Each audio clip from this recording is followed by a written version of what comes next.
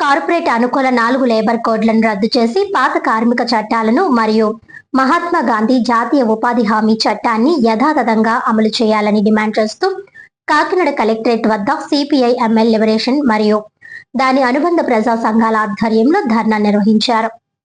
ఈ కార్యక్రమానికి ముఖ్య అతిథులుగా పార్టీ పొలిట్ బ్యూరో సభ్యులు కామ్రేడ్ బి శంకర్, రాష్ట్ర కార్యదర్శి కామ్రేడ్ బి బంగారావు హాజరై కేంద్ర రాష్ట్ర ప్రభుత్వాల విధానాలపై తీవ్ర విమర్శలు గుప్పించారు. ఈ సందర్భంగా నాయకులు మాట్లాడుతూ కేంద్రంలోని నరేంద్ర మోడీ ప్రభుత్వం కార్మికులు, రైతులు, వ్యవసాయ కూలీలపై దాడులు తీవ్రతరం చేస్తుందని ఆరోపించారు.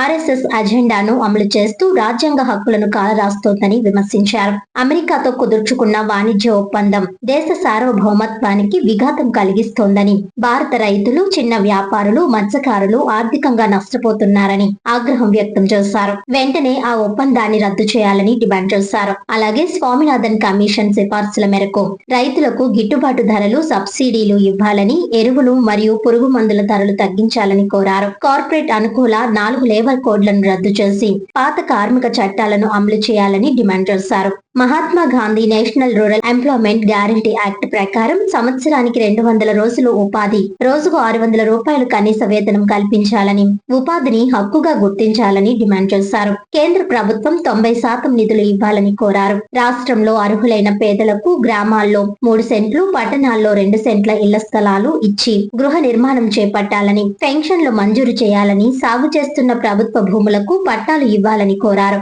ఉప్పాడ, కోనపాపపేట ప్రాంతాల్లో సముద్ర తీర రక్షణ గోడ నిర్మించాలని, పరిశ్రమల వ్యర్థాలతో సముద్ర కాలుష్యాన్ని అరికట్టాలని, నష్టపోయిన మత్స్యకార కుటుంబాలను ఆదుకోవాలని ప్రభుత్వాన్ని కోరారు. ఈ కార్యక్రమంలో పార్టీ రాష్ట్ర జిల్లా నాయకులు మరియు ప్రతిపాడు, ఐలేశ్వరం, జగ్గంపేట, తుని తదితర మండలాల నుంచి పెద్ద సంఖ్యలో ప్రజలు పాల్గొన్నారు. సిపిఎంఎల్ లిబరేషన్ పార్టీ జిల్లా కమిటీ సభ్యుడిని, ముఖ్యంగా కాకినాడ జిల్లా కేంద్రమైన కాకినాడ వద్ద సిపిఎంఎల్ లిబరేషన్ పార్టీ దాని అనుబంధ ప్రజా సంఘాల ఆధ్వర్యంలో నిరసన ధర్నా చేస్తా ఉన్నాం. దేని నిమిత్తం అంటే జాతీయ ఉపాధి హామీ పథకాన్ని యథాతథంగా కొనసాగించాలని, విబి గ్రాంజీ పథకాన్ని రద్దు చేయాలని, అలాగే 4 లేబర్ కోడ్లను రద్దు చేయాలని, అమెరికాతో భారత్ కుదుర్చుకున్న ఒప్పందాన్ని రద్దు చేయాలని ఈ విధమైన డిమాండ్లతో మేము చేస్తా ఉన్నాం. అదే విధంగా రాష్ట్రంలో చంద్రబాబు ప్రభుత్వం ఎలక్షన్ హామీ ఇచ్చాడు. 18 సంవత్సరాల దాటిన ప్రతి మహిళకు కూడా నెలకు 1500 రూపాయలు ఇస్తా ఉన్నాడు. ఈ రోజుకి ఇవ్వలేదు. అలాగే గ్రామాల్లో 3 సెంట్లు, పట్టణాల్లో 2 సెంట్లు ఇస్తా ఉండే, ఈ రోజుకి ఇవ్వలేదు. అలాగే కాంట్రాక్ట్ అవుట్ సోర్సింగ్ ఉద్యోగస్తుల్ని రెగ్యులర్ చేస్తా ఉన్నారు, అది జరగలేదు. అలాగే పారిశుద్ధ్య కార్మికుల్ని, స్కీమ్ వర్కర్స్ ని కూడా ప్రభుత్వంగా గుర్తించాలని, వాళ్ళని ఏదైతే అసలు కార్మికులుగా గుర్తించలేదు లేబర్ కోడ్లను, వాళ్ళ ప్రభుత్వ ఉద్యోగాలు గుర్తించాలని మేము డిమాండ్ చేస్తా ఉన్నాం.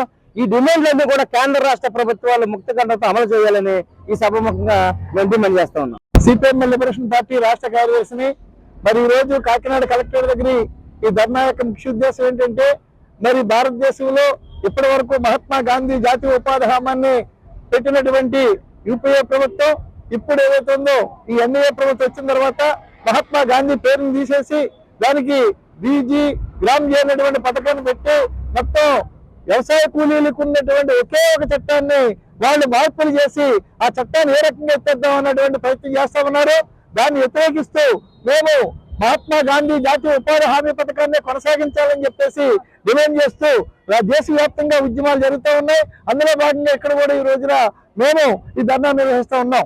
ఇదే రకంగా మనం చూసినట్లయితే మరి కొత్త చట్టంలో వచ్చినటువంటి మార్పుల్లో మనం చూసినట్లయితే ఇంతకు ముందు పాత చట్టంలో ప్రజలు కోరుకున్నటువంటి ప్రదేశంలో వాళ్ళు పని చూపించాలి, కానీ కొత్త చట్టంలో ఏదైతే ఉన్నదో వాళ్ళు ఎక్కడ పని చెప్తే అక్కడికి వెళ్ళాలి తప్పించి మరో చోట లేదు. అదే రకంగా గతంలో మనం పనికి అప్లికేషన్ పెట్టుకుంటే 14 రోజుల్లో మొత్తం ఏదైతే పని చూపించలేనట్టయితే వేతనం ఇవ్వాలి, కానీ ఈ చట్టంలో అటువంటిది ఏమీ లేదు. కార్మికులకు హక్కులు ఏదైతే తీసేశారు. అలాగే పంచాయతీల్లో కూర్చొని పనులన్నింటినీ కూడా వాళ్ళందరూ సమీక్షించుకొని చేసుకునేవారు.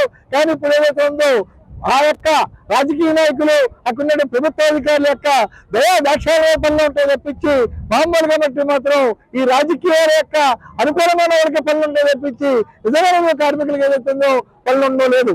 అదే రకంగా ఇంకా దీనివల్ల రాష్ట్ర ప్రభుత్వానికి ఇప్పటికే 10% అంటేనే వాళ్ళు పెట్టలేకపోయారు. కానీ ఇప్పుడు ఏదైతే ఉందో కేంద్ర ప్రభుత్వం 60%, రాష్ట్ర ప్రభుత్వం 40% అని చెప్పారని ఇవాళ రాష్ట్ర ప్రభుత్వాల మీద మరింత ఆర్థిక భారం పెంచి ఈ చట్టాన్ని ఎలా నిర్వీర్యం చేయాలని చెప్పేసి మోడీ ప్రభుత్వం ఆలోచిస్తూ ఉంది. ఇదే రకంగా ఉన్నటువంటి ఈ పరిస్థితుల్లో ఖచ్చితంగా పాత చట్టం ఏదైతుందో దాన్ని అమలు చేయాలని, కొత్తగా వచ్చినటువంటి దీన్ని ఏదైతే ఉన్నదో రద్దు చేయాలనే డిమాండ్ మేము వెళ్తా ఉన్నాం. అదే రకంగా ఇవాళ భారత అమెరికా వాణిజ్య ఒప్పందం ఏదైతే ఉన్నదో భారతదేశంలో ప్రజలకి వారి యొక్క సౌభ్యత్వాన్ని ఏదైతే ఉన్నదో తాకట్టు పెట్టినట్టు అయ్యింది. మన యొక్క ప్రజాస్వామ్యంలో మన అందరికీ కావాల్సినటువంటి, అందరూ ఉండాల్సినటువంటి ఈ యొక్క ప్రజాస్వామ్యంలో అమెరికాకి తాకట్టు పడేశారు, అడ్డంగా తాకట్టు పడేశారు. ట్రంప్ రోజుకు ఒక రకమైనటువంటి పేరాపరం దాంట్లో ఉన్నాడు.